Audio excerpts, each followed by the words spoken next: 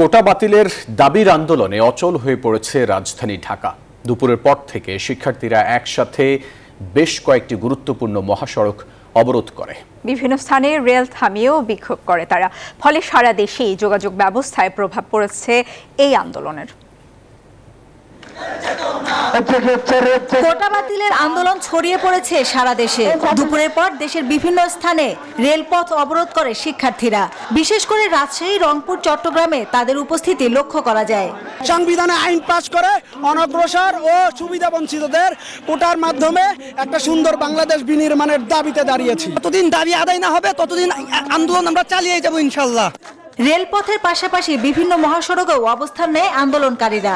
বরিশাল, রংপুর, কুমিল্লা, সাভার সহ দেশের বিভিন্ন জেলাতে মহাসড়ক অবরোধ করে বাংলা ব্লকেট কর্মসূচি পালন করে তারা।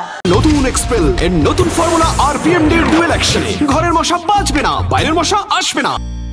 আমাদের যৌক্তিক দাবি আদায় না হওয়া পর্যন্ত আমরা রাজপথ ছাড়বো না। সাধারণ মেধাবী তারা আমাদের ন্যায্য মেধার মূল্যায়ন চাই।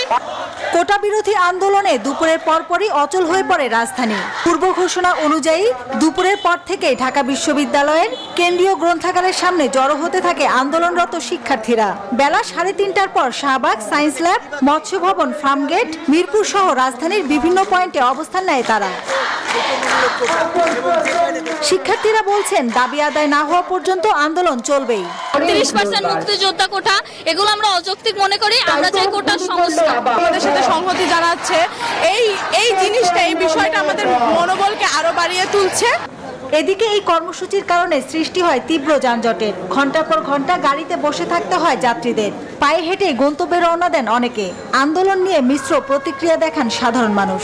সবাই তো দুর্ভোগের ভিতরে আছে, রাস্তাঘাট বন্ধ করে দিছে। আর যে দাবি জানাচ্ছে কোটা আন্দোলনকারীরা সবাই তো যৌক্তিক দাবি যাচ্ছে।